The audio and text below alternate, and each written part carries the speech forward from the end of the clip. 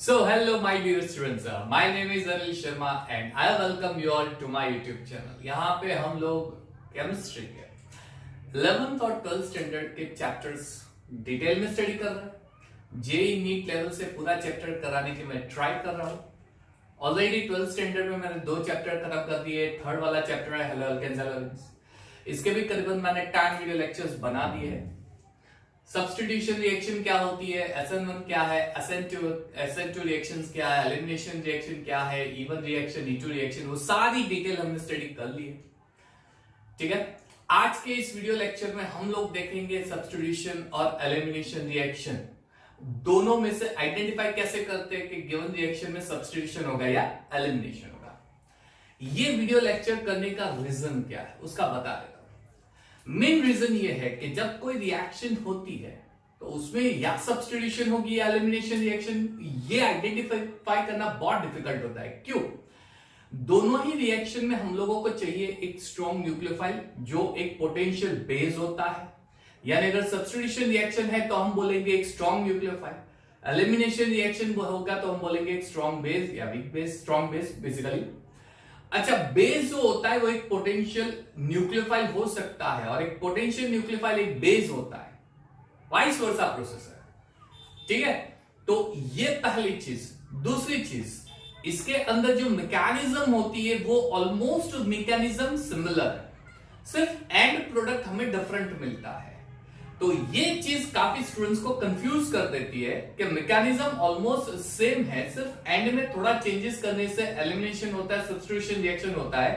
तो how can we identify कि ये रिएक्शन सब्स्टिट्यूशन रिएक्शन होगी या ये रिएक्शन एलिमिनेशन रिएक्शन। तो आइए मेरे साथ हम लोग बढ़िया सा लेक्चर करने वाले हैं सब्स्टिट्यूशन वर्सेस एलिमिनेशन की कैसे पता चलेगा। अब जैसे मैंने एक पॉइंट अभी बोला है, ये चीजें याद रखना स्टूडेंट। मैंने क्या बोला? all nucleophiles,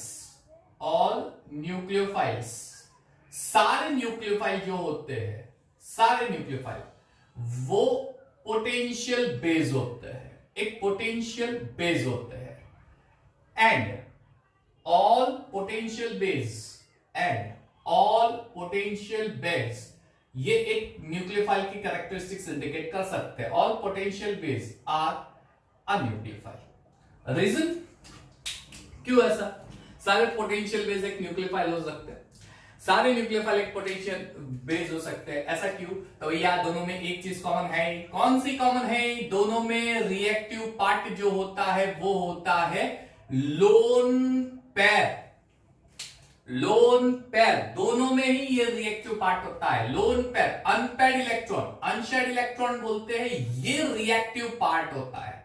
यानी जब हम किसी केमिकल रिएक्शन को करेंगे, चाहे वो एलिमिनेशन रिएक्शन हो चाहे सब्स्टिट्यूशन रिएक्शन हो, दोनों में ही जो रिएक्शन होगी उस रिएक्शन में हम जो बेस या न्यूक्लियोफाइल लेते हैं, उस बेस या न्यूक्लियोफाइल का जो रिएक्टिव पार्ट होता है वो लोन पेयर होता है। यानी कार्बन के साथ जो बॉन्ड बनाएगा वो न्यूक्लियोफाइल का लोन पेयर या फिर बेस का लोन पेयर बनाएगा। दोनों रिएक्टिव पार्ट। क्लियर? सिंपल है। आपको एक एग्जांपल दे देता हूं। चलो, बेस KOH, ठीक है, ये स्ट्रॉन्ग बेस है, ये एक स्ट्रॉन्ग बेस है और इस बेस में एक पार्ट है, कौन सा? OH-, ये एक न्यूक्लियोफाइल है। अब बेस के अंदर ऑक्सीजन के ऊपर लोन पेयर होता है और न्यूक्लियोफाइल जो होता है इसका न्यूक्लियोफाइल, उसमें भी लोन पेयर होता है। यानी अगर ये लूंगा तो ये एक न्यूक्लियोफाइल की तरह एक्ट करेगा। अगर इसी का एक पार्ट कंपाउंड लेता हूं स्ट्रॉन्ग बेस, तो उसमें भी ऑक्सीजन के पास लोन पेयर है। ठीक है, तो ये पोटेंशियल बेस एक न्यूक्लियोफाइल हो सकता है क्योंकि ये अपना लोन पेयर डोनेट करेगा। ये जो न्यूक्लियोफाइल है ये एक पोटेंशियल बेस हो सकता है क्योंकि ये डोनेट करेगा। और वैसे भी न्यूक्लियोफाइल की एक कैरेक्टरिस्टिक्स ही है क्या? उसके पास लोन पेयर होना चाहिए और वो अपना लोन पेयर डोनेट करेगा। तो बेस के पास भी लोन पेयर होता है, न्यूक्लियोफाइल के पास भी लोन पेयर होता है और ये लोन पेयर वो डोनेट कर सकते हैं, लोन पेयर डोनेट करते हैं। ठीक है, लोन पेयर। तो इसका जो रिएक्टिव पार्ट होता है वो होता है लोन पेयर, पहली चीज। यानी एलिमिनेशन रिएक्शन होगी, ठीक है, उसमें हम लोग बेस लेते हैं तो उसका रिएक्टिव पार्ट होगा लोन पेयर, और सब्स्टिट्यूशन रिएक्शन करते हैं, न्यूक्लियोफिलिक सब्स्टिट्यूशन रिएक्शन, तो उसमें न्यूक्लियोफाइल होगा, उसके पास भी होगा लोन पेयर। यहां तो गड़बड़ वाली चीज हो गई। क्यों गड़बड़ वाली चीज हो गई? क्योंकि यहां पे हमें दोनों में ही लोन पेयर है। अब कैसे पता चलेगा? तो पहली चीज याद रखना, न्यूक्लियोफिलिक सब्स्टिट्यूशन रिएक्शन और एलिमिनेशन रिएक्शन दोनों में ही एक स्ट्रॉन्ग न्यूक्लियोफाइल या स्ट्रॉन्ग बेस रिक्वायर्ड होता है।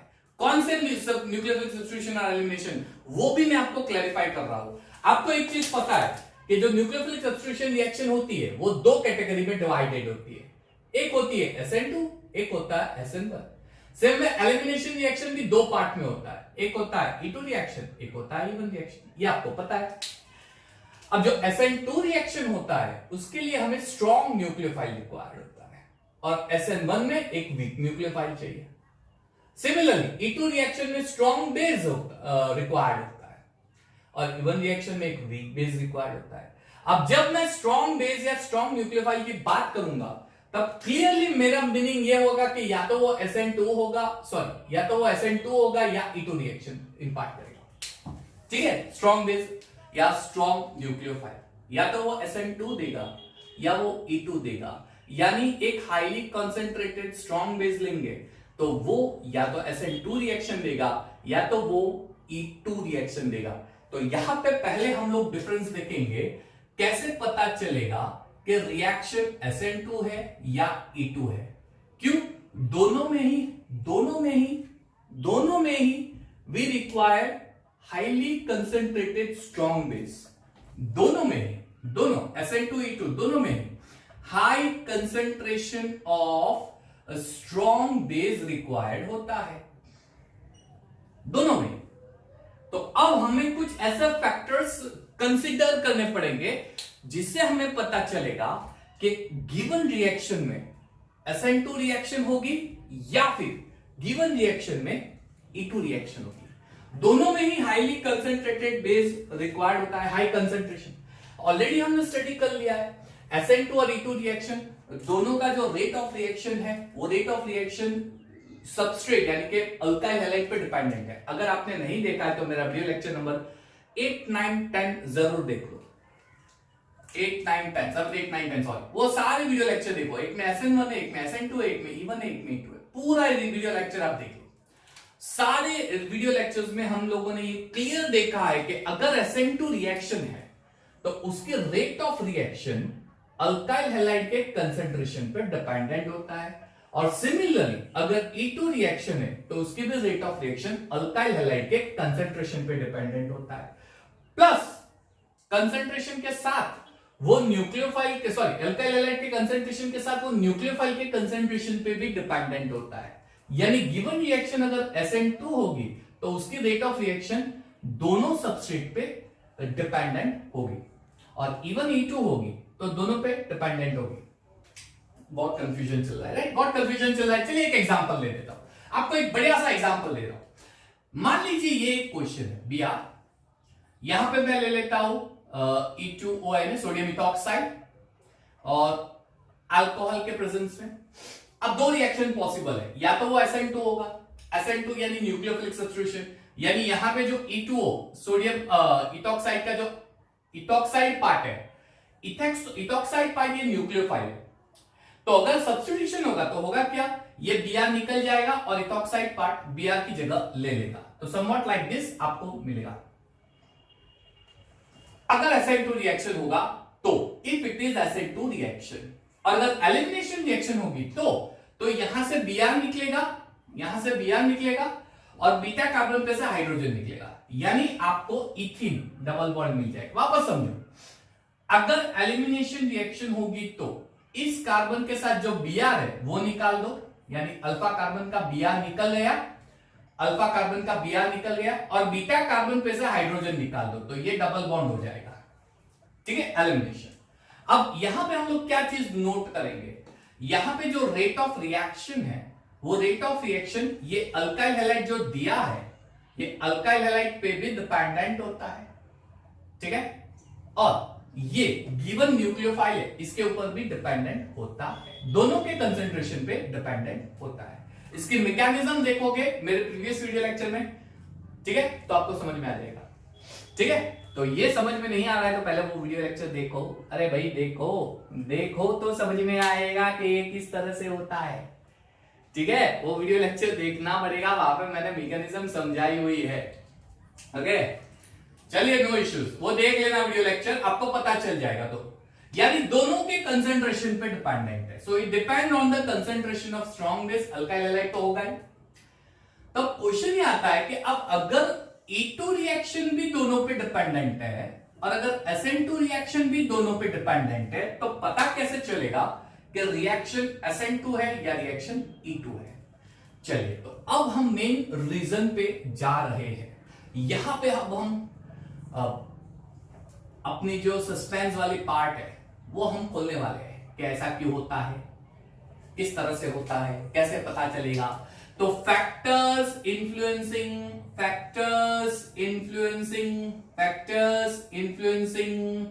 SN2 E2 रिएक्शन, यहां से हमें पता चलने वाला है।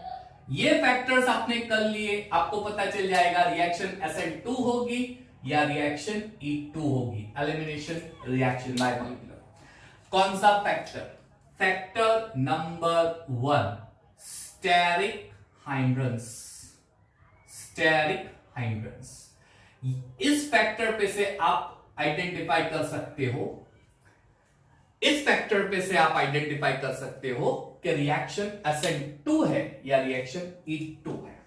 किस तरह से? मैं आपको 3 एग्जांपल दे रहा हूं, ध्यान से देखना, मैं आपको 3 एग्जांपल दे रहा हूं। पहला एग्जांपल, वही एग्जांपल Br, इसमें मैं डाल रहा हूं sodium ethoxide C2H5O Na+, alcohol के प्रेजेंस में C2H5OH और 55 डिग्री सेल्सियस है। अगर SN रिएक्शन होगी तो Br की जगह OC2H5 आ जाएगा, OC2H5। और अगर E2 रिएक्शन होगी तो आपको इथेन मिल जाएगा, डबल बॉन्ड। Reaction number 1। अब दूसरा पार्ट ध्यान से देखना, आपको दूसरा एग्जांपल मैं दे रहा हूं, सेकंड एग्जांपल, दूसरा एग्जांपल दे रहा हूं। ओके, एग्जांपल नंबर 2, ध्यान से देखना। अगर मैं इस तरह से लेता हूं Br, condition with C2H5ONA sodium ethoxide और अल्कोहल के प्रेजेंस में, टेम्परेचर मान लीजिए 55 डिग्री सेल्सियस है। तो अब क्या होगा? अगर SN2 होगा तो Br निकल जाएगा, उसकी जगह ये न्यूक्लियोफाइल ऐड हो जाएगा OC2H5। अगर SN2 होगा OC2H5, और अगर SN2 नहीं हुआ तो डबल बॉन्ड, या तो यहां पे ले लो या यहां पे, दोनों सेम ही है, ये बीटा कार्बन, दोनों के हाइड्रोजन निकालो कोई भी एक जगह से। सिमेट्रिक है, सिमेट्रिक क्यों बोलते हैं? क्योंकि Br के इस साइड भी मिथाइल ग्रुप है, इस साइड भी मिथाइल, चाहे यहां से हाइड्रोजन निकालो यहां से, कोई फर्क नहीं पड़ेगा, आपको एक ही प्रोडक्ट मिलेगा। तो ये हो जाएगा आपका डबल बॉन्ड। ठीक है, नंबर 2। थर्ड एग्जांपल मैं आपको दे रहा हूं, चलिए Br, यहां पे Br ले रहा हूं, ठीक है, एग्जांपल ध्यान से देखना, यहां पे Br ले रहा हूं। ओके, इसके बाद 2 रिएक्शन करूंगा। सबसे पहले तो मान लीजिए कि कंपाउंड वही ले रहे हैं C2H5ONA in the presence of C2H5OH। ठीक है, पहली रिएक्शन हम लोग कर रहे हैं 55 डिग्री सेल्सियस पे, क्लियर? पहली reaction we are doing at 55 degree Celsius. Reaction सब लोग ध्यान से देखना, ओके? और दूसरी जो रिएक्शन कर रहे हैं वो हम लो टेम्परेचर पे कर रहे हैं, 20 डिग्री सेल्सियस। अच्छा, दोनों में ही हम लोग एक चीज नोटिस करेंगे, पहले 20 डिग्री सेल्सियस की बात कर लेता हूं। यहां पे मुझे अगर SN2 हुआ तो न्यूक्लियोफाइल ऐड हो जाएगा OC2H5, अगर SN2 हुआ तो न्यूक्लियोफाइल ऐड हो जाएगा OC2H5, Br निकल जाएगा। और अगर ये एलिमिनेशन रिएक्शन होगा तो Br निकलेगा, ये अल्फा कार्बन बीटा 3 है, तीनों में से कहीं पे भी एक डबल बॉन्ड बना दो, चलेगा। ठीक है, तो मैं इस तरह से बना देता हूं, कोई भी एक जगह डबल बॉन्ड बना दो, मान लीजिए मैंने ये डबल बॉन्ड बना दिया। क्लियर? अब क्वेश्चन ये आता है कि इसमें SN2 E2 दोनों लिखे, यहां पे क्या प्रोडक्ट बनेगा? तो यहां पे सिर्फ और सिर्फ ये प्रोडक्ट बनेगा, डबल बॉन्ड वाला। ठीक है, सब में मैंने एक चीज कर दी, अगर ये है तो इसमें SN2 प्रोडक्ट और E2 प्रोडक्ट लिख दिया, अगर ये है तो इसमें भी SN2 प्रोडक्ट E2 प्रोडक्ट लिख दिया, अगर ये है तो इसमें ये 20 डिग्री सेल्सियस पे SN2 E2 प्रोडक्ट और 55 पे सिर्फ और सिर्फ E2 प्रोडक्ट है, सिर्फ और सिर्फ E2 प्रोडक्ट है। यहां से मैं आपको एक्सप्लेन कर रहा हूं कि कैसे पता चलेगा कि SN2 है या E2 रिएक्शन है। अगर गिवन अल्काइल हैलाइड में हम लोग न्यूक्लियोफाइल डाल रहे हैं, अगर गिवन अल्काइल हैलाइड में स्टेरिक हाइड्रेंस कम होगा, स्टेरिक हाइड्रेंस कम होगा, तो वो SN2 प्रीफर करेगा। स्टेरिक हाइड्रेंस कम होगा तो वो SN2 प्रीफर करेगा। Steric hindrance if it is less it will prefer SN2, ये SN2 प्रीफर करेगा। यानी यहां पे आप देख लो स्टेरिक हाइड्रेंस लेस है या ज्यादा, यहां पे देख लो स्टेरिक हाइड्रेंस लेस है या ज्यादा, और यहां पे देख लो लेस है।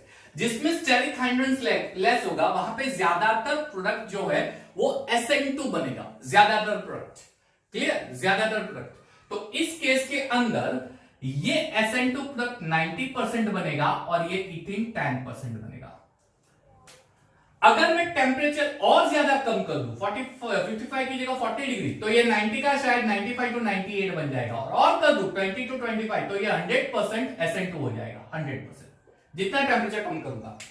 क्लियर? अब पता कैसा चला कि इसमें स्टेरिक हाइड्रेंस कम है। स्टेरिक हाइड्रेंस आपको पता है स्टेरिक हाइड्रेंस क्या होता है? CH3 CH2 Br, ये पहला है।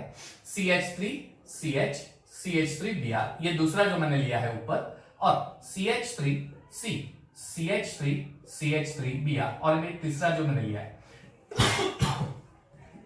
Sorry, number 1 number 2 number 3। ध्यान से देखो, ये प्राइमरी है, सेकेंडरी अल्काइल हैलाइड है, ये tertiary alkyl halide. Primary, secondary और टर्शियरी। इसमें स्टेरिक हाइड्रेंस ज्यादा है। स्टेरिक हाइड्रेंस किसमें ज्यादा है? Steric hindrance 3 degree greater than 2 degree greater than 1 degree. अब क्वेश्चन मैंने पूछा था कि कौन सी रिएक्शन होगी, SN2 या SN1, तो मैंने ये बोला कि स्टेरिक हाइड्रेंस अगर कम होगा तो SN2 होगी। तो किसमें कम हो रहा है? 1 डिग्री, यानी यहां पे SN2 होगा। किसमें स्टेरिक हाइड्रेंस ज्यादा है? 3 डिग्री, यानी यहां पे एलिमिनेशन रिएक्शन होगी। एलिमिनेशन रिएक्शन किस तरह से पता चलेगा? कैसे हम लोग बोल सकते हैं कि इसमें से ये होता है, इसमें कुछ तो रीजन होना चाहिए स्टेरिक हाइड्रेंस की। तो देखो मैं आपको बता रहा हूं, ये 3 बड़े बड़े ग्रुप है कार्बन के सराउंडिंग। कार्बन है, उसके सराउंडिंग 3 बड़े बड़े ग्रुप है, 3 बिगर ग्रुप्स NBr।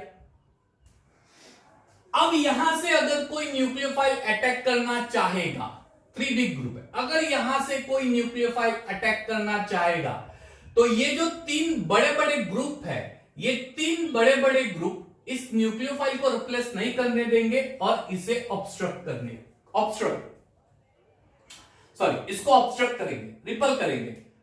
क्यों? SN2 में क्या होता है? SN2 मैकेनिज्म अगर आपको याद है नहीं याद है, चलो देखो SN2 मैकेनिज्म में क्या होता है? Carbon hydrogen hydrogen hydrogen Br। अगर मैं न्यूक्लियोफाइल ऐड करता हूं तो यहां पे ऑलरेडी न्यूक्लियोफाइल प्रेजेंट है। SN2 में ये न्यूक्लियोफाइल पीछे की ओर अटैक करेगा, क्योंकि ऑलरेडी यहां पे न्यूक्लियोफाइल है ही, तो इस OH को जगह नहीं मिली तो ये बैक साइड से सीधा अटैक करेगा कार्बन पे, बैक साइड पे अटैक करेगा। अब देखो ध्यान से कि ये इतने बड़े ग्रुप है कि कार्बन के पीछे का भाग पूरा जैसे कवर कर दिया, केज बना दिया है, ऐसे पूरा केज बना दिया है, पूरा बीच में कार्बन है, ये 3 ग्रुप, ये पहला ग्रुप, ये दूसरा ग्रुप, ये तीसरा ग्रुप। अब पीछे से न्यूक्लियोफाइल अटैक करना चाहेगा, कैसे अटैक होगा? होगा ही नहीं अटैक। समझ में आ रहा है? यानी जितने बड़े ग्रुप होंगे कार्बन के सराउंडिंग, जितने बड़े बड़े ग्रुप होंगे कार्बन के सराउंडिंग, जितने बड़े बड़े ग्रुप होंगे बड़े बड़े बिग ग्रुप होंगे केज, उतना स्टेरिक हाइड्रेंस ज्यादा होगा और वो न्यूक्लियोफाइल अटैक नहीं कर सकता। अगर पीछे से ये बड़ा ग्रुप है, ये यहां पे न्यूक्लियोफाइल आया अटैक करने के लिए, ये बड़ा ग्रुप, आओ देखो ट्राई करो कैसे करने देता हूं, शील्ड जैसा कर देगा, प्रोटेक्ट करेगा इसको, कार्बन को प्रोटेक्ट करेगा, वो न्यूक्लियोफाइल को अटैक करने नहीं देगा न्यूक्लियोफाइल को अटैक करने। यानी SN2 मैकेनिज्म की ये स्टेप होगी नहीं, और होगी तो भी बहुत ही कम होगी। यहां पे ये स्टेप हो सकती है, ये स्टेप हो सकता है, और SN2 प्रोडक्ट को मिल सकता है कितना? सिर्फ 1%, इत्तुसा मिलेगा, बाकी 99% ये होता है। उसमें भी अगर टेम्परेचर मैंने हाई कर दिया तो 100% E2 प्रोडक्ट होगा। यानी आपको ये देखना है कि स्ट्रॉन्ग बेस तो होना ही चाहिए, पहली चीज। SN2 और E2 के लिए बेस स्ट्रॉन्ग तो होना ही चाहिए, ये न्यूक्लियोफाइल स्ट्रॉन्ग तो होना ही चाहिए, पहली चीज। लेकिन दूसरी चीज, अगर स्टेरिक हाइड्रेंस कम हुआ तो यहां पे कम है, Br में कम है 1 डिग्री, क्यों? यहाँ पे Br है, ये कार्बन है, ये सिर्फ यहां से गिरा हुआ है, ये हाइड्रोजन छोटे छोटे, ये छोटे है, ये गिरा, तो वो न्यूक्लियोफाइल को जगह मिल जाएगी, क्यों? ये हाइड्रोजन इतने छोटे से ग्रुप है कि बीच में स्पेस बहुत ज्यादा होती है, स्पेस ज्यादा होती है तो वो बीच में आ सकता है ना? स्कूल में पता है ना, लाइन में चलते हैं और दो गैप जाता है तो आगे वाला पीछे वाला आगे आ जाता है, हम दोनों के बीच में ऐसे लाइन में चलते रहे, याद है ना? ऐसा कुछ होगा, बीच में स्पेस है तो अल्कोहल आके या फिर कोई न्यूक्लियोफाइल आके चिपक जाएगा, है ना? इसलिए यहां पे SN2 होगा। तो क्वेश्चन ये है कि SN2 होगा तो E2 भी होगा, क्यों? टेम्परेचर हाई है। तो दूसरा फैक्टर हम लोग करेंगे, फिलहाल ये याद रखो, यानी अगर इस 55 का मैंने अराउंड 20 डिग्री सेल्सियस कर दिया तो इसका ऑलमोस्ट 99% प्रोडक्ट हो जाएगा, ये बहुत ही कम मिलेगा। यहां पे स्टेरिक हाइड्रेंस इंटरमीडिएट है, इससे ज्यादा है प्राइमरी से, लेकिन इससे कम है, यानी अल्कोहल को थोड़ा चांस तो मिलेगा, थोड़ा नहीं मिलेगा, क्यों? यहां बड़ा ग्रुप है, यहां बड़ा ग्रुप है, लेकिन ये तो छोटा सा ग्रुप है ना, हाइड्रोजन CH3, लेकिन हाइड्रोजन तो छोटा सा ग्रुप है, इसलिए वो अल्कोहल को थोड़ी तो जगह मिलेगी अटैक करने के लिए अल्कोहल को थोड़ी तो जगह वहां मिलने वाली है, ठीक है? इसलिए होगा क्या, ये प्रोडक्ट मिलेगा और ये भी मिलेगा, इसका 79% होगा और इसका होगा 21%, है ना? So first thing remember one thing, कि जब स्टेरिक हाइड्रेंस होता है तो जितने बड़े ग्रुप होंगे हैलोजन कंटेनिंग कार्बन के सराउंडिंग, जितने बड़े ग्रुप होंगे उतना E2 मैकेनिज्म होगा, E2 रिएक्शन होगी, और अगर स्मॉल ग्रुप है तो इवन रिएक्शन होगी। पहली चीज याद रखना, E2 और इवन, समझ में आ रहा है? दूसरी चीज है, दूसरा फैक्टर है, सेकंड फैक्टर क्या करूं? अच्छा एक काम करता हूं, यहां पे इरेज करके मैं डाल देता हूं, क्योंकि इसी रिएक्शन में वो फैक्टर समझ सकते हैं हम लोग, इसी रिएक्शन में हम लोग वो फैक्टर समझ सकते हैं। ध्यान से देखना, सेकंड फैक्टर कौन सा है? The second factor one is temperature. देखो एक चीज याद रखो, जो SN रिएक्शन होती है, चाहे SN1 हो या SN2, ये एक्सोथर्मिक होती है, और जो एलिमिनेशन रिएक्शन होती है, चाहे E1 हो या E2, ये एंडोथर्मिक होती है। अब आपने थर्मोडायनामिक्स चैप्टर तो पढ़ा ही होगा, है ना? Delta G is equal to delta H minus T delta S। अगर SN1 रिएक्शन है तो एक्सोथर्मिक यानी डेल्टा H की वैल्यू माइनस, तो अगर रिएक्शन स्पॉन्टेनियस बनानी हो तो delta G should be negative. Delta G negative कब होगा? जब T डेल्टा S की वैल्यू डेल्टा H से लेस हो जाएगी, ये ग्रेटर होनी चाहिए, है ना? डेल्टा H यानी हमारा टेम्परेचर जो है वो लो होना चाहिए, यानी SN reaction takes place at low temperature. क्यों? अगर लो टेम्परेचर होगा तो डेल्टा H की वैल्यू ग्रेटर हो जाएगी, डेल्टा H तो ऑलरेडी नेगेटिव है, क्यों? इट इज एक्सोथर्मिक, तो अगर ये वैल्यू ग्रेटर हो गई तो डेल्टा G नेगेटिव यानी स्पॉन्टेनियस, दस SN रिएक्शन टेक्स प्लेस। तो यहां पे देखो 55 डिग्री है, अगर मैं इसका टेम्परेचर कम करते जाऊंगा तो SN2 का प्रोपोर्शन बढ़ता जाएगा, एलिमिनेशन का कम होता जाएगा। ये मैं क्यों बता रहा हूं? कॉम्पिटिटिव एग्जाम में टेम्परेचर से रिलेटेड आ सकता है। ये मैंने 55 दे दिया, एग्जाम में अगर आपको देंगे 20 डिग्री सेल्सियस तो 100% SN2 बनेगा, 100% SN2 बनेगा दोनों। हाँ ऐसा बोल सकते हैं कि 55 डिग्री सेल्सियस है, which is the major product, SN2 product और E2 प्रोडक्ट, कौन सा मेजर प्रोडक्ट होता है? सर SN2 होता है, भले ही टेम्परेचर ज्यादा है, E2 तो मिलेगा लेकिन SN2 ज्यादा मिलेगा, स्टेरिक हाइड्रेंस। और जो ये होता है ये एंडोथर्मिक में डेल्टा H प्लस होता है, और अगर डेल्टा G नेगेटिव करनी हो तो T डेल्टा S की वैल्यू ग्रेटर होनी चाहिए। ये कब होगा? जब ये गिवन टेम्परेचर हाई तो T डेल्टा S ग्रेटर होगा, और T डेल्टा S तो ऑलरेडी माइनस है भाई, देख लो ये तो माइनस है जी, अरे भाई ये तो माइनस है। ये टेम्परेचर हाई करेंगे तो T डेल्टा S की वैल्यू माइनस होगी, डेल्टा G नेगेटिव होगा, यानी एंडोथर्मिक रिएक्शन में हाई टेम्परेचर होना चाहिए। ये यहां पे देख सकते हो, हाई टेम्परेचर है तो 100% E2, लो टेम्परेचर है तो 99% E2, 1% SN2। यहां पे देख टेम्परेचर, यानी अब मैं 55 का 80 कर दूंगा तो ये परसेंटेज कम होता जाएगा, 79 का ऑलमोस्ट 50 के पास आ जाएगा और 21 का ऑलमोस्ट 50 के पास। अगर मैं 100 के अबव चला गया तो E2 ज्यादा, यानी सेकंड फैक्टर आपको याद रखना है टेम्परेचर। जो सेकेंडरी है वो तो दोनों प्रोडक्ट देगा और दोनों का प्रोपोर्शन ऑलमोस्ट सेम जैसा होगा, लेकिन टेम्परेचर मेजर रोल प्ले करेगा। तो ये एडवांस का बढ़िया क्वेश्चन हो सकता है। नीट और जेईई मेंस में शायद लेवल पे क्वेश्चन नहीं जाए, लेकिन एडवांस का ये बढ़िया क्वेश्चन हो सकता है। टेम्परेचर देके मैं यहां पे 1 डिग्री दे देते और आपको यहां पे 20 डिग्री सेल्सियस दे देते, लेकिन आप तो बोलोगे सर SN2E2 क्यों? हमने तो अनिल सर ने ये पढ़ाया था, लेकिन बाबा अनिल सर ने एक और चीज बोली थी, 55 की जगह 20 कर दो तो ये 100% हो जाएगा। यानी सिर्फ एक प्रोडक्ट मिलेगा, कौन सा? SN2 product. Second important factor temperature. समझ में आ रहा है? बहुत ही बढ़िया सा कॉन्सेप्ट है, मजा आने वाला है। अभी तो और 2 फैक्टर है, ये तो कुछ भी नहीं है फैक्टर जो इन्फ्लुएंस करते हैं। पॉज कर दो और लिख दो फटाफट, मजा आने वाला है, जल्दी आ गया। पॉज करके लिख दो। लिख दिया? चलिए फाइन। तो अब हम जाते हैं थर्ड फैक्टर पे। Third factor which influence the SN2 SN1 mechanism.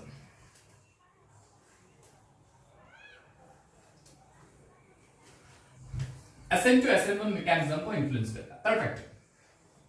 चलिए, विच is the third factor? Third factor कौन सा होता है? Third, size of nucleophile. Yes, ये बहुत इंपॉर्टेंट पार्ट आ गया। साइज ऑफ न्यूक्लियोफाइल, ये बहुत इंपॉर्टेंट पार्ट आ गया। अच्छा, मैं आपको एक एग्जांपल देता हूं, मजा आएगा। देखो ध्यान से, मजा आने वाला है। देखो 1 2 3 यहां पे बियर डाल देता हूं। ये 1 डिग्री अल्काइल हैलाइड है, ठीक है? ओके, चलिए ये कर दिया मैंने C2H5OH, C2H5OH इथाइल अल्कोहल, लेकिन इथॉक्साइड के प्रेजेंस में C2H5ON है।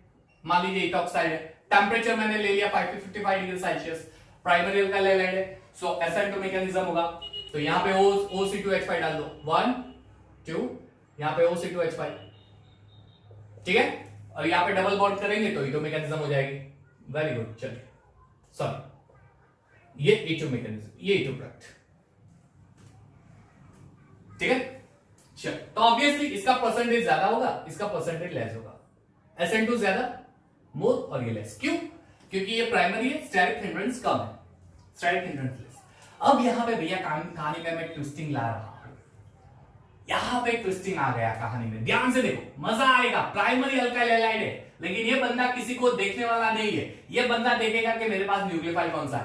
ध्यान से देखना, 1 2 3 OC2H5 ON, sorry, sodium butoxide, tertiary group है ये, tertiary, CH3 C CH3 CH3 ON, tertiary butyl, tertiary butyl group है। तो सोडियम टर्शियरी ब्यूटॉक्साइड, और यहां पे मैं सॉल्वेंट भी 3 डिग्री ले रहा हूं। अब मैं 55 डिग्री सेल्सियस में। चलो, कौन सा प्रोडक्ट मिलेगा भाई? सर ने तो बोला था प्राइमरी अल्काइल हैलाइड है, सर प्राइमरी अल्काइल हैलाइड है, तो प्राइमरी अल्काइल हैलाइड जो होता है वो तो ऑलवेज SN2 ही बनाएगा। तो यहां पे SN2 प्रोडक्ट बनेगा, E2 का बहुत कम प्रोडक्ट बनेगा। नहीं नहीं नहीं नहीं, मैंने पूछा चांद से। चलिए चलिए, ये गलत है। ये भी तो बड़े ग्रुप हो गए। अगर भैया, अगर अल्काइल हैलाइड में हम लोग स्टेरिक हिंड्रेंस देख रहे हैं, तो मुझे तो न्यूक्लियोफाइल में भी स्टेरिक हिंड्रेंस देखना पड़ेगा। I need to see steric hindrance in nucleophile too. मुझे यहां पे भी स्टेरिक हिंड्रेंस देखना पड़ेगा। देखो CH3 CH3 O minus Na+, ये ऐसा है। ये कौन सा है? टर्शियरी ब्यूटाइल, CH, चलिए मान लीजिए ऐसा, देखो Br CH2 CH3 ऐसा कर देता हूं। अब यहां से मैंने Br है, इसको बेटर वे में ऐसे लिख देते हैं। चलिए, CH2 और ये हो गया CH2 CH3। चलिए, ये हो गया क्लियर। अब न्यूक्लियोफाइल प्रेजेंट है, ऑब्वियसली यहां से Na निकाल दिया मैंने, तो अब ये क्या होगा? ऑपोजिट साइड पे अटैक होने जाएगा, ऑपोजिट साइड पे अटैक होने जाएगा। लेकिन अब यहां पे अब तो क्या हो गया भाई? अब तो न्यूक्लियोफाइल में बड़े बड़े ग्रुप आ गए। अब अल्काइल हैलाइड में नहीं है, अब न्यूक्लियोफाइल में बड़े ग्रुप आ गए। यानी मतलब क्या हुआ कि जब ये न्यूक्लियोफाइल यहां पे अटैक करने जाएगा, तो ये बड़े ग्रुप जो है, वो बड़े ग्रुप इसको यहां पे अटैक करने लेस देगा, कम। यहां पे ये स्टेरिक हाइड्रेंस का रोल प्ले करेंगे। यानी जब मैं स्टेरिक हाइड्रेंस देखूंगा तो मुझे दो एंगल से देखने हैं, या तो अल्काइल हैलाइड का स्टेरिक हाइड्रेंस होगा तो वो SN2 नहीं देगा, और अगर ऐसे स्ट्रॉन्ग बेस है और वो बड़े ग्रुप है, उसमें बड़े ग्रुप आ रहा है सराउंडिंग उसमें बड़े ग्रुप है, तो वो भी SN2 नहीं देगा, वो भी E2 मैकेनिज्म देगा। यानी यहां पे ऐसा नहीं बोल रहा हूं कि SN2 नहीं बनेगा, बनेगा भाई बनेगा, I am not saying that part, it will form. चलिए मान लीजिए कि O निकाल लिया, समवॉट लाइक दिस, O निकाल लिया और ये O ये आपका टर्शियरी, ठीक है, और डबल बॉन्ड, यहां पे डबल बॉन्ड बना दिया, तो ये ऑलमोस्ट 99% होगा और ये 1% होगा। टेम्परेचर हाई है ना इसलिए। ऐसा क्यों? क्योंकि ये बड़े स्टेरिक हाइड्रेंस ग्रुप है, ये बड़े बड़े ग्रुप है, बिगर ग्रुप है, बड़े से ग्रुप है स्टेरिक हाइड्रेंस। जब मैं स्टेरिक हाइड्रेंस देखता हूं तो मुझे दो एंगल से देखने हैं, मुझे अल्काइल हैलाइड भी देखना है, मुझे बेस भी देखना है, दोनों में बड़े ग्रुप नहीं होने चाहिए कार्बन के सराउंडिंग। अगर कार्बन के सराउंडिंग बड़े ग्रुप आ गए तो वहां पे सब्स्टिट्यूट करना डिफिकल्ट हो जाएगा। क्यों? वो घेर के खड़े हो जाएंगे, घेर के खड़े हो जाएंगे तो नए ग्रुप को एंटर नहीं होने देंगे, एंटर नहीं होने देंगे। Are you getting me? तो this thing you have to see कि साइज किसकी बड़ी है और किसकी छोटी। तो अल्काइल हैलाइड की साइज और न्यूक्लियोफाइल दोनों की साइज देख के आपको आइडेंटिफाई करना है, SN2 होगा या E2 होगा। सिंपल है, क्लियर? और अब लास्ट पार्ट है basicity and polarity. Next part last है basicity as well as polarity, polarisable polarity. जो बेस हम ऐड करते हैं वो बेस, तो जैसे मैंने बताया अगर आप कर रहे हो सब्स्टिट्यूशन रिएक्शन तो आपके लिए एक स्ट्रॉन्ग बेस चाहिए, ठीक है, सॉरी न्यूक्लियोफाइल, स्ट्रॉन्ग न्यूक्लियोफाइल चाहिए, स्ट्रॉन्ग न्यूक्लियोफाइल इज रिक्वायर्ड। और अगर आप कर रहे हो E2 रिएक्शन तो you required a strong base, strong base. अब दोनों चीज उलट सुलट है, देखना ध्यान से जो मैं बोल रहा हूं। I माइनस क्या होता है? I माइनस जो होता है ये स्ट्रॉन्ग न्यूक्लियोफाइल तो होता है बट ये वीक बेस होता है। ओ माय गॉड, ये बहुत आसान सा चीज है ना? नहीं है आसान, समझने में आसान लगता है। क्यों वीक बेस बोलूंगा? तो देखो ध्यान से, इक्विलिब्रियम HI याद है, H प्लस बनेगा और I माइनस बनेगा, H3O प्लस और I माइनस। ये स्ट्रॉन्ग एसिड है, स्ट्रॉन्ग एसिड यानी बैकवर्ड रिएक्शन बहुत ही कम होने वाली है। यानी ये हो गया एसिड का कॉन्जुगेट बेस, कॉन्जुगेट बेस हो गया। यानी रिवर्स रिएक्शन अगर वीक होगी, लेस होगी तो ये वीक हो जाएगा। यानी स्ट्रॉन्ग एसिड का जो बेस होता है वो वीक होता है, वो वीक होता है। यानी ये वीक बेस है लेकिन न्यूक्लियोफाइल तो भैया स्ट्रॉन्ग होता है। सेम में Br माइनस, ये एक वीक बेस है लेकिन स्ट्रॉन्ग न्यूक्लियोफाइल होता है। तो ये देंगे SN रिएक्शन। फोकस करना, रिएक्शन पे फोकस करना, इस चीज पे, एरो पे या यहां पे फोकस करना कि आपको क्या दिया है, आपको बेस दिया है या न्यूक्लियोफाइल दिया है, फोकस करके देखना है। अगर मैं ऐसे बोलूं कि चलो KOH है तो ये E2 देगा, तो ये E2 देगा क्योंकि ये स्ट्रॉन्ग बेस है और इसमें से OH माइनस निकलेगा सॉरी। सेम में इथॉक्साइड C2H5OH, ये भी एक बेस है, उसमें से निकलेगा C2H5O minus N, strong base है और इसमें से C2H5O माइनस Na प्लस निकलेगा, ये भी एक स्ट्रॉन्ग न्यूक्लियोफाइल रोल प्ले करता है। तो इसका न्यूक्लियोफाइल तो स्ट्रॉन्ग है लेकिन बेस भी स्ट्रॉन्ग है, इसका न्यूक्लियोफाइल तो स्ट्रॉन्ग है, बेस वीक है, बेस वीक है। Very important, very important. हाँ, दोनों में पोलराइजेशन हाई होता है तो पोलराइजेशन का इतना ज्यादा रोल नहीं होगा, लेकिन यू नीड टू फोकस, ये क्या दिया है एग्जैक्टली। आपको स्ट्रॉन्ग बेस दिया है, अच्छा अमोनिया ले लो NH3, very good, it's strong base और इसमें से मिलेगा NH2 minus, strong nucleophile, strong base, E2 reaction, E2 reaction जिसका नेचर पहले से ही बेस हो, जिसका नेचर पहले से ही बेस हो, स्ट्रॉन्ग बेस पहले से ही, तो वो ज्यादातर E2 रिएक्शन देते हैं। जिसका नेचर पहले से बेस नहीं एसिड हो लेकिन उसमें से जो मिलता आयन है वो वीक हो, सॉरी स्ट्रॉन्ग बेस हो, सॉरी वीक बेस था, कंफ्यूज। चलो इसमें याद रखना जो ऑलरेडी स्ट्रॉन्ग एसिड है लेकिन उसमें से वीक बेस मिलेगा, हाँ उसका न्यूक्लियोफाइल स्ट्रॉन्ग होगा, एसिड स्ट्रॉन्ग है लेकिन उसका जो आयन होता है वीक। इक्विलिब्रियम चैप्टर रूल के तरह कंफ्यूज बिल्कुल मत होना। एक शॉर्टकट ट्रिक यही याद रखना, क्या पहले से नेचर बेस हो, ये पहले से बेसिक नेचर है ईटो मैकेनिज्म, पहले से ही बेसिक नेचर है ईटो मैकेनिज्म। ये क्या है, ये पहला जो नेचर था एसिड और उसमें से मिला वीक बेस, लेकिन न्यूक्लियोफाइल तो स्ट्रॉन्ग होता है। Nucleophile it is a good leaving group, ये बहुत important leaving group. I minus greater than Br minus greater than Cl minus greater than F minus, I minus is a better living group, will give nucleophilic substitution reaction.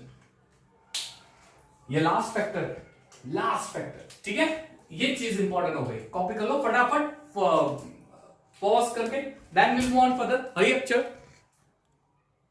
चलिए तो ये पूरा SN2E2 reaction से related था। इसमें एक और चीज निकल के आ रही है, स्टेरिक हाइड्रेंस पॉइंट मैंने बताया था। स्टेरिक हाइड्रेंस यानी प्राइमरी में कम होता है, सेकेंडरी में स्टेरिक हाइड्रेंस ज्यादा होता है, टर्शियरी में कम, यानी SN2 मैकेनिज्म का ऑर्डर ये होगा।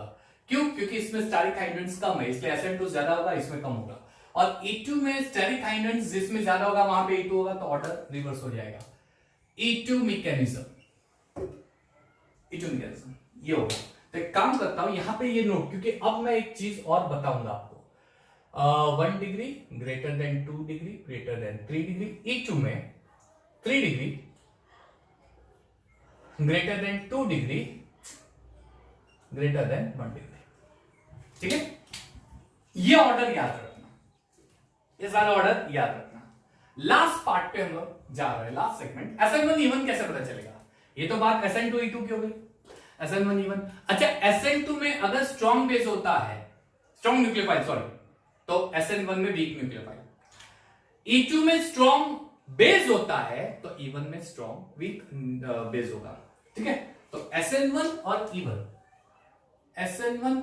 E1 अगर इसमें डिफरेंस करना हो तो कैसे करेंगे? चलिए, SN1 मैकेनिज्म के लिए वीक न्यूक्लियोफाइल और E1 मैकेनिज्म के लिए वीक बेस रिक्वायर्ड होता है। दोनों ही जो रेट ऑफ रिएक्शन है, दोनों ही के rate of reaction alkyl halide पे ही डिपेंडेंट है। दोनों के rate of reaction alkyl halide पे ही डिपेंडेंट है। दोनों में फर्स्ट स्टेप में कार्बोकैटायन फॉर्म होता है, दोनों में, यानी ज्यादातर SN1E1 की सारी मैकेनिज्म सेम होगी, पूरी mechanism, everything will be similar. एक पॉइंट पे आप देख सकते हो कि SN1 जीतेगा या E1 जीतेगा। सिर्फ एक ही चीज आपको नोट करनी है, कौन सी? SN1 और E1 में एक चीज नोट करेंगे, सिर्फ और सिर्फ टेम्परेचर, सिर्फ और सिर्फ टेम्परेचर। क्यों? चाहे E2 रिएक्शन हो चाहे E1 रिएक्शन हो, दोनों का ऑर्डर ये होता है, स्टेरिक हाइड्रेंस दोनों में ही रोल प्ले करेगा। SN1 में भी वही होगा, उसमें भी स्टेरिक हाइड्रेंस का रोल आएगा, 3 डिग्री 2 डिग्री 1 डिग्री, यानी E1 E2 और SN1 में तीनों में ये चीजें आएगी। अब SN1 में ये कैसे होता है, तो ये चीज आप वीडियो लेक्चर नंबर 7 या 8 है मेरा SN, उसमें देख के जाना। डिस्क्रिप्शन बॉक्स में मैंने सारे वीडियो लेक्चर्स के लिंक दे दिए, वो देखना इस तरह से ये होता है। तो आप सोचो सभी चीजें सेम है, स्टेरिक हाइड्रेंस से रिलेटेड, बेसिक मीडियम से रिलेटेड, उसमें भी E1 और SN1 में भी अगर बिगर बल्की ग्रुप है तो भी ऑर्डर सेम ही होता है। बेसिसिटी वीक दोनों के लिए, स्टेरिक हाइड्रेंस इनका पॉइंट ये भी सिमिलर हो गया, स्टेरिक हाइड्रेंस का पॉइंट, सारी चीजें। तो एक ही चीज पे ये लोग हम लोग आइडेंटिफाई कर सकते हैं इन लोगों के लिए। SN1 reaction always takes place at lower temperature, सिर्फ ये एक ही फैक्टर पे से हम लोग आइडेंटिफाई कर सकते हैं, एंड दिस हाई टेम्परेचर, ज्यादातर मैक्सिमम, ठीक है, low temperature high temperature. Clear? क्यों?